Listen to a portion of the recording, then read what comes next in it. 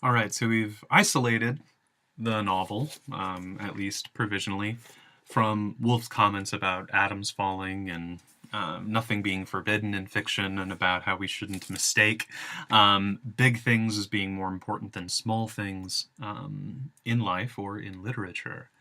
So we've provisionally and heuristically isolated the text from those comments. But the second step is to notice a problem in the text. Now, remember, for Cleanth Brooks, a problem um, is not simply a part of the text like that I didn't like, right? Like, I don't like that Clarissa is still hung up about Peter Walsh, or I don't like that society is so mean to Septimus Smith, right? It's not so much that kind of thing, or even the novel's really hard and I don't like it, right? That's not what is meant by a problem by Cleanth Brooks. What Brooks means is is noticing some kind of discrepancy or contradiction between meanings or attitudes or evaluations within the novel itself, right? Something that would lead us to think that doesn't really fit, or that doesn't really seem to belong here, right?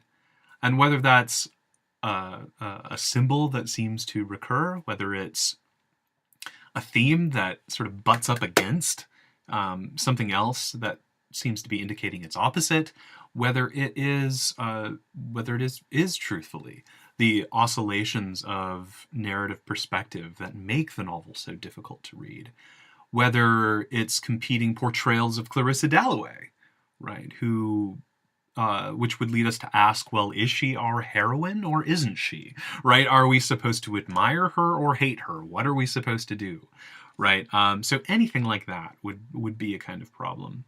One of the classmates, or one of the students in the class, one of your classmates, one of my students, mentioned Peter Walsh's pocket knife as a problem that stood out to her, and so we spent a bit of time working out, right, ways in which that pocket knife is kind of problematic as a symbol. Like, what sort of meanings seem to be implied by it, or simply what does it do in the scenes in which it appears, and is there a consistent way in which we can make sense of it, and if not, then is there a way to think about the pocket knife as as a kind of cluster, or a way in which Woolf balances competing desires of Peter Walsh or competing meanings of his relationship with Clarissa, um, or is there something in the pocket knife itself that parallels or suggests how the novel, in just the way that he opens and closes the pocket knife, sort of opens and closes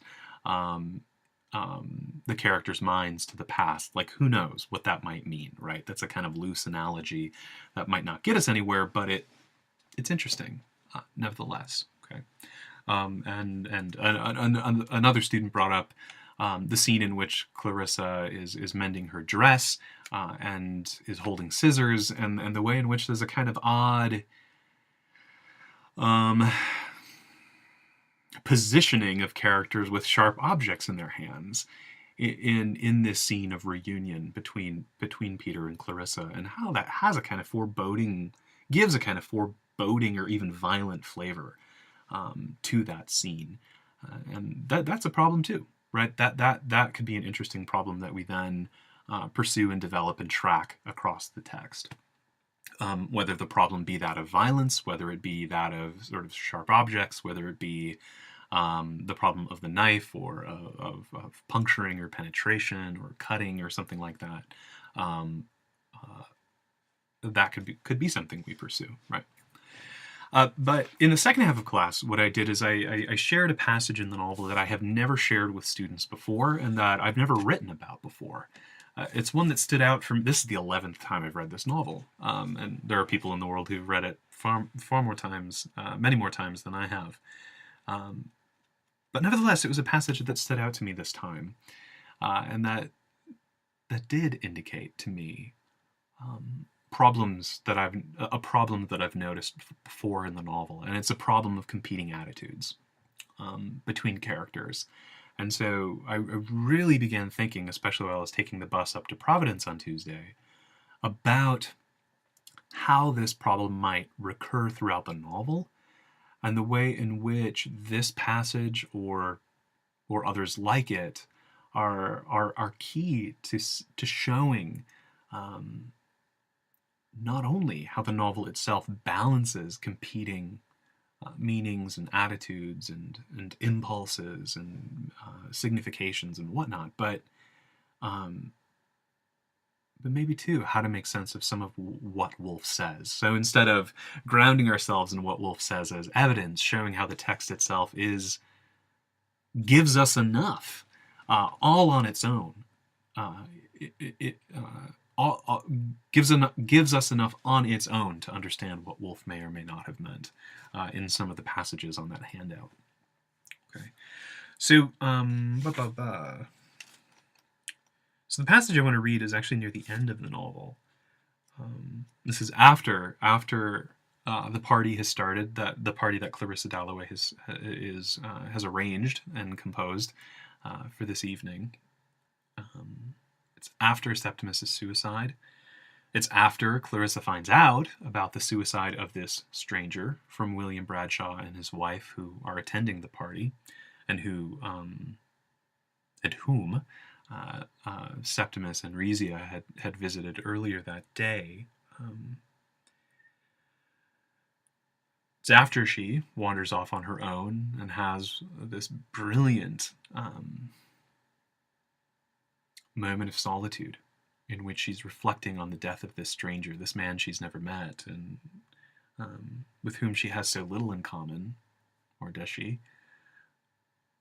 And so it's after that when we return to Peter and Sally Seton. No longer Sally Seton. She's married, has 5 boys, as we're told over and over again. And so starting at the bottom of 187, right, is where I want to begin. And again, I have this version of the novel, so bottom of 187. A very short paragraph begins, and Clarissa had cared for him more than she had ever cared for Richard. Sally was positive of that. So here we get the sense that Sally is telling Peter this, right? No, said Peter. Actually, I don't know how to read that. If it's dismissal or emphatic, who knows, but said Peter. Sally should not have said that. She went too far. That good fellow, there he was at the end of the room, holding forth, the same as ever, dear old Richard. Who is he talking to? Sally asked. That very distinguished-looking man. Living in the wilds as she did, she had an insatiable curiosity to know who people were. But Peter did not know. He did not like his looks, he said, probably a cabinet minister. Of them all, Richard seemed to him the best, he said, the most disinterested. Peter's insight into Richard could be a problem all on its own, but that's not what I wanted to point out this time. What I want to point out is in the next paragraph. But what has he done? Sally asked. Public work, she supposed. And were they happy together? Sally asked. She herself was extremely happy. For she admitted she knew nothing about them, only jumped to conclusions, as one does. For what can one know even of the people one lives with every day? She asked. Are we not all prisoners? She had read a wonderful play about a man who scratched on the wall of his cell, and she had felt that was true life, one scratched on the wall.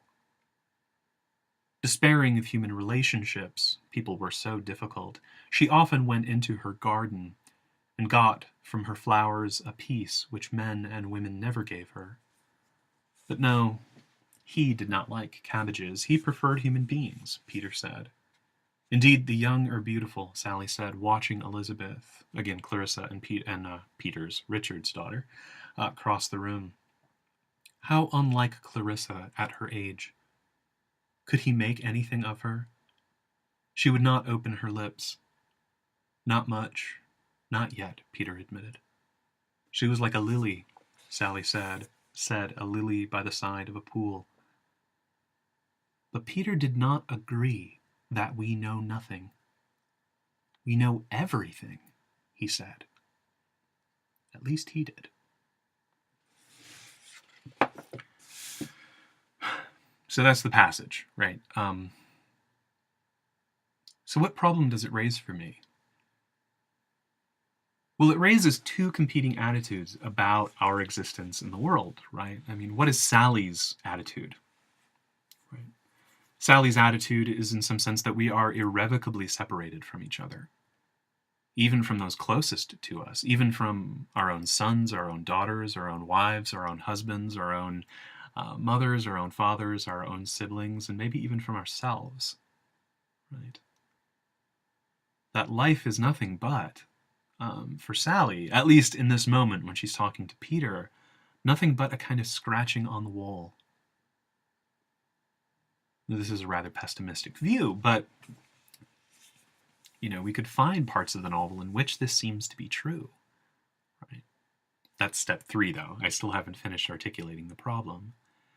But we have Sally Seton, and Woolf devotes several sentences to developing this idea. And then at the very end, we get a glimpse of Peter's objection to it. Right?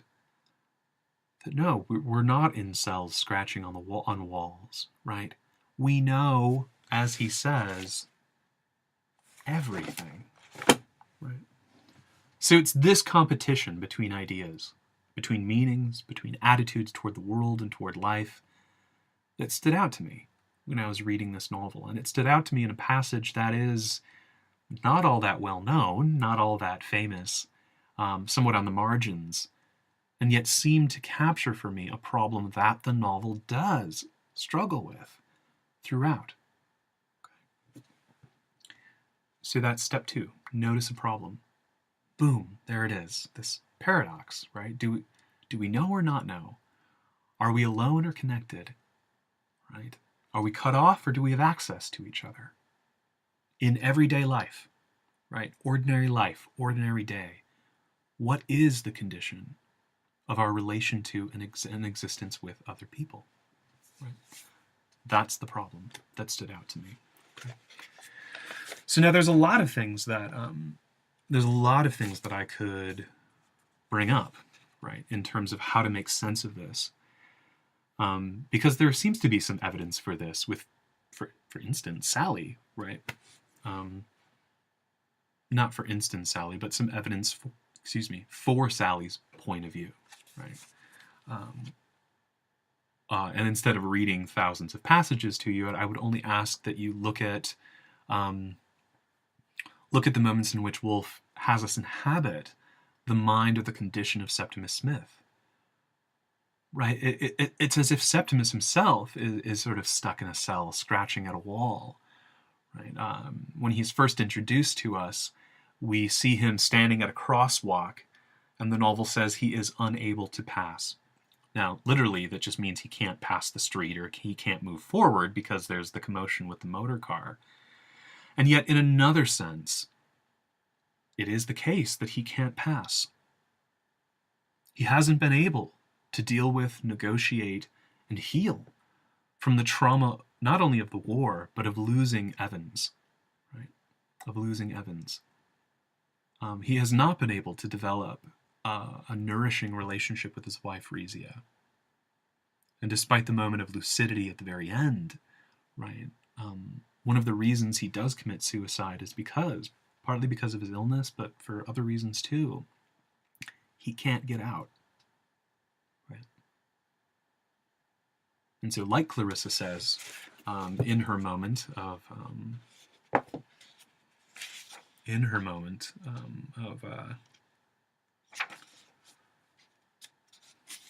solitude, right?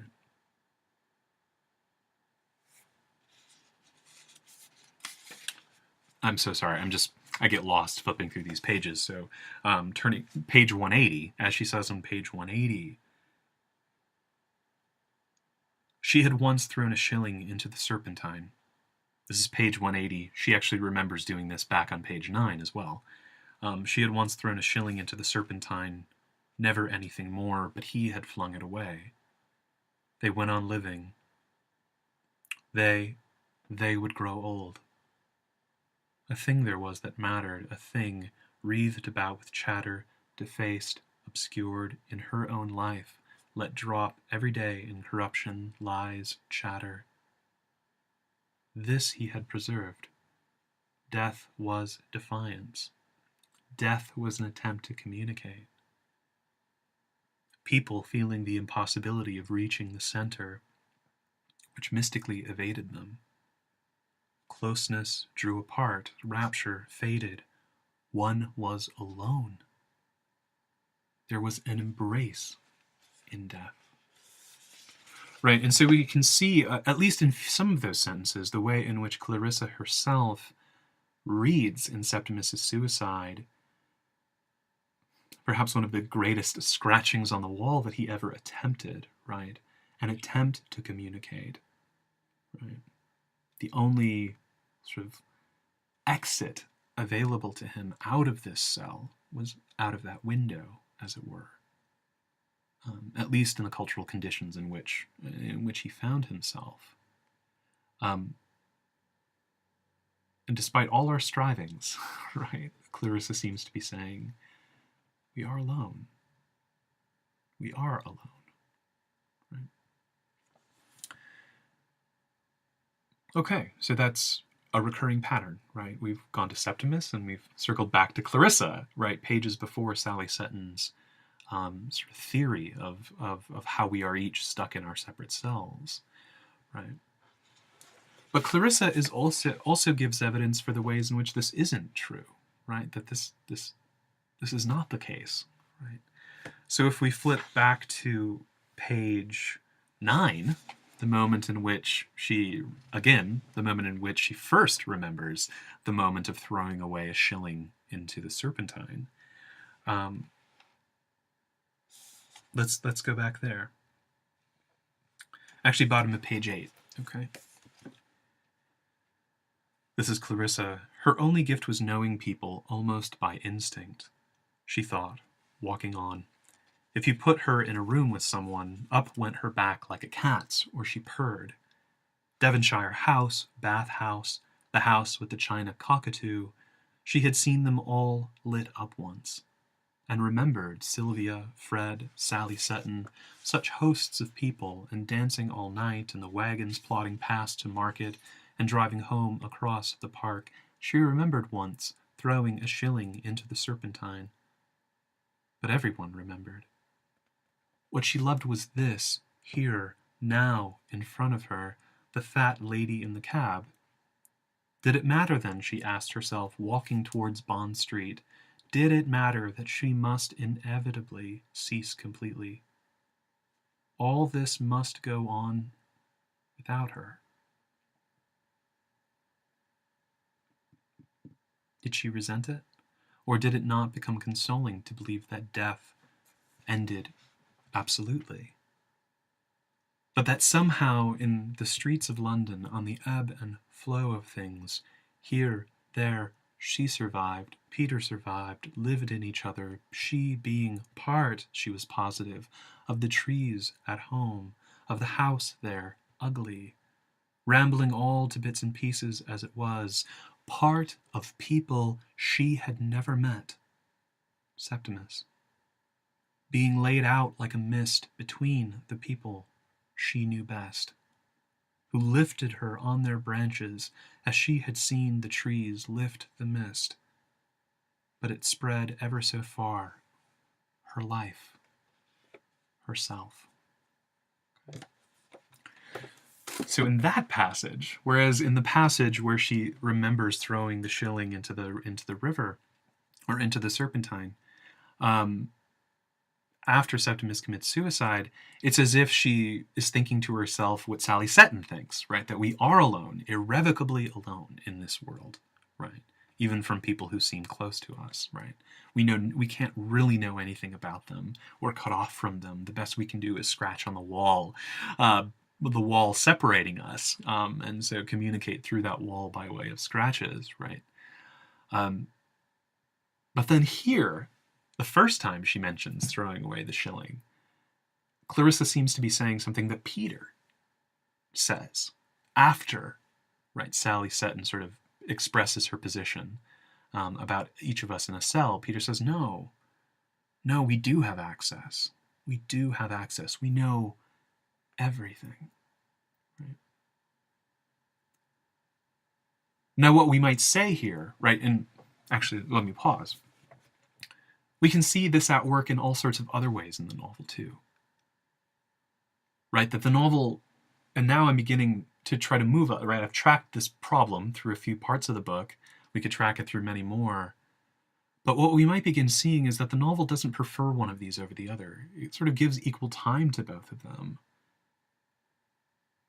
And it doesn't necessarily produce a cheery picture about knowing or not knowing or having access or being cut off, because it balances the notion that we are, in some sense, cut off from each other. Even those closest to us, most directly related to us, we are kind of cut off, right? Much in the same way that Septimus is cut off from London around him, forced to wander alone. Yet there are ways in which we laterally, without even knowing it, do have access to others, do have effects on others, just like others have effects on us.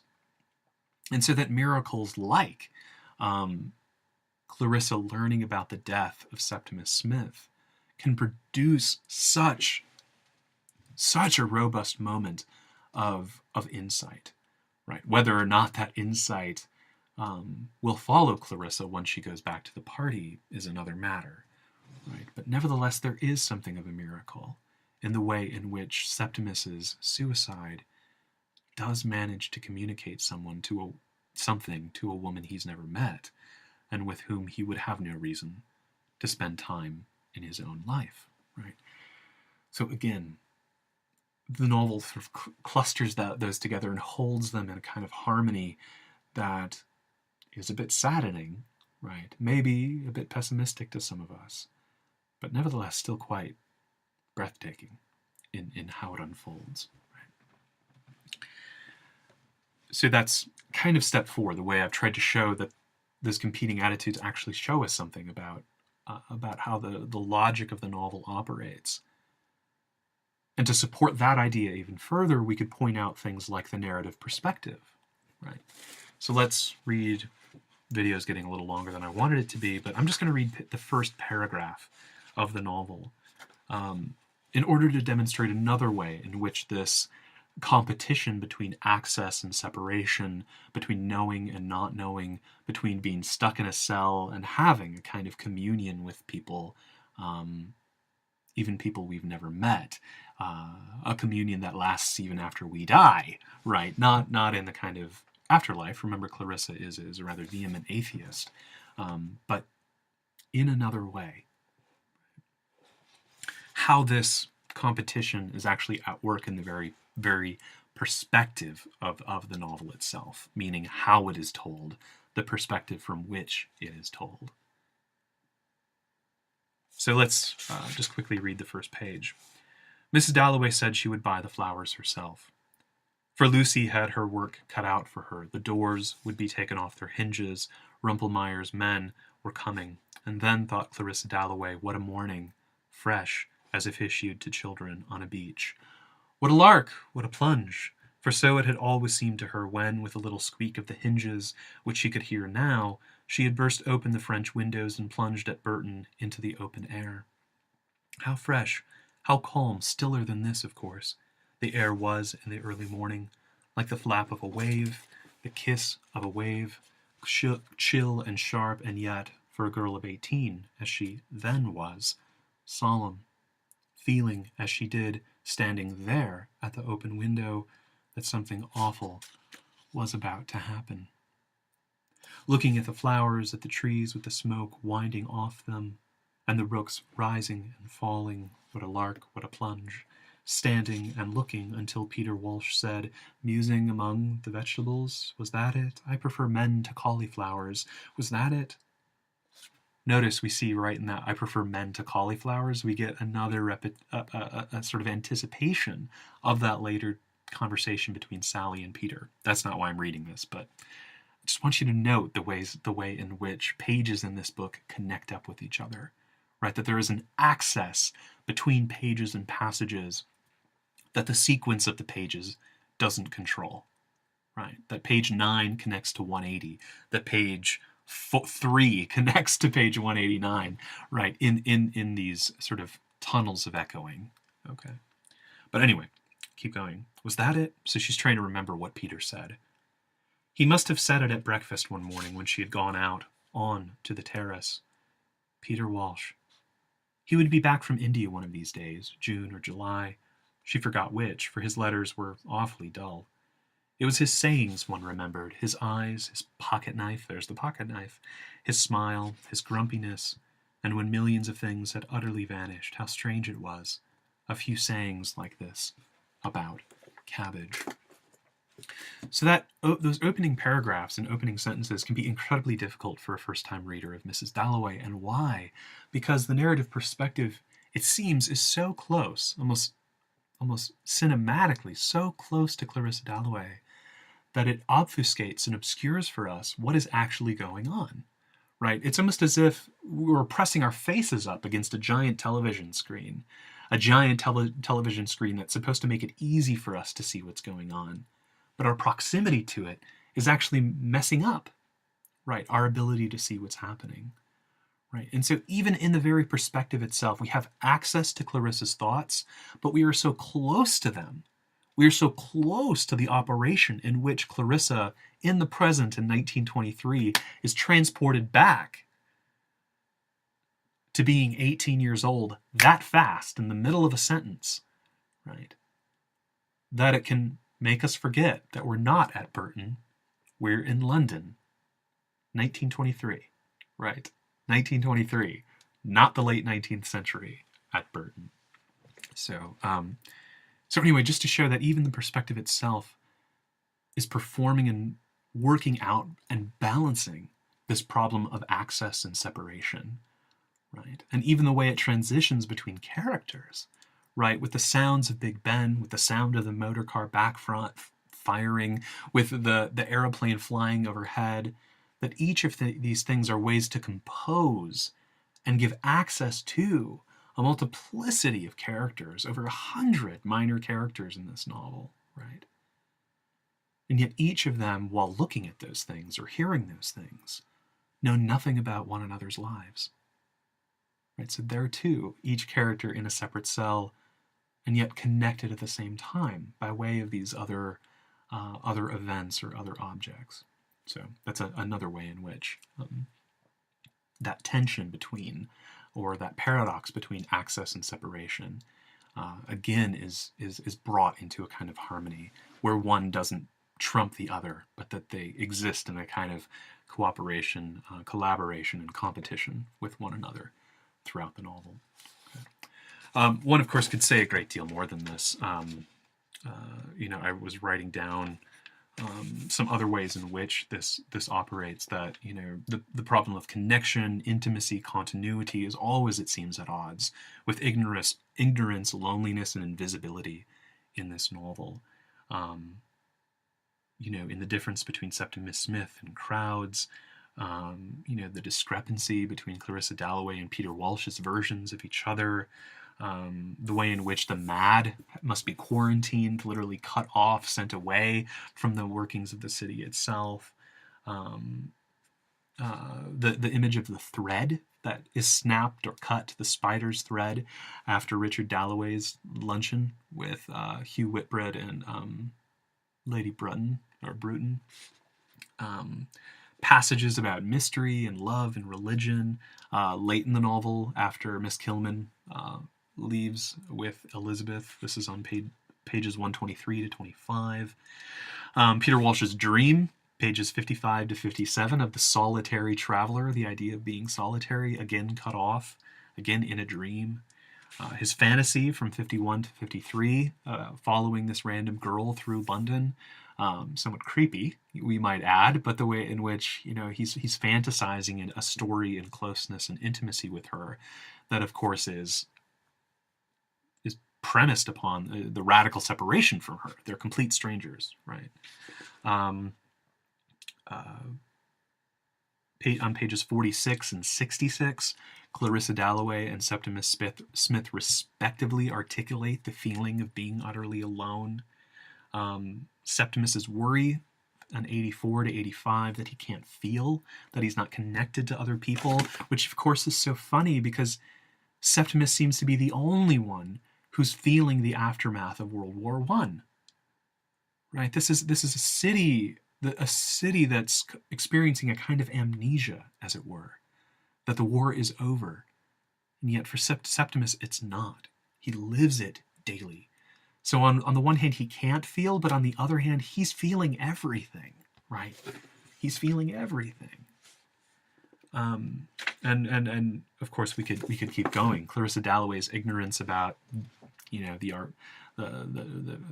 terror that Armenians had undergone in Turkey, right? Her admission on page or confession on page 117 that she doesn't give a damn about Armenians. She doesn't care for Armenians. Of course, in that sense, she's in herself cut off from that horror, in a sense. And yet, by naming it, the novel, nevertheless, is tethering together its own concerns to those sort of global concerns at the same time.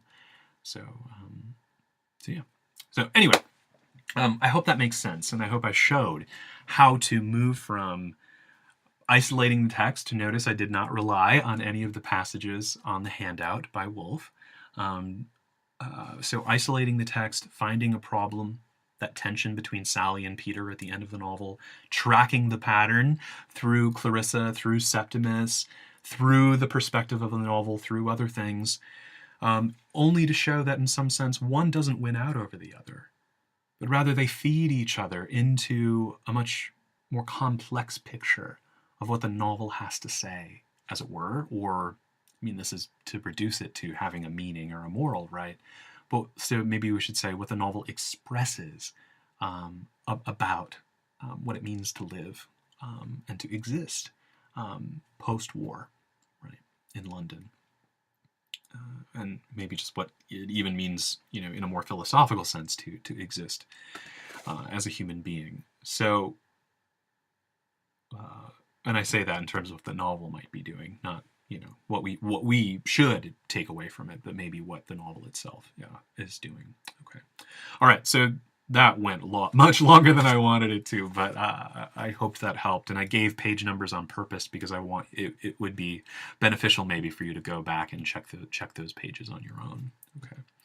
So all right, next week we talk about structuralism, fun, and also those. So read those pages from Parker, but also I've posted 3 articles about Mrs. Dalloway that I also want you to read for next week. Okay?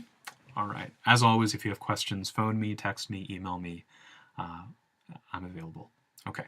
Take care.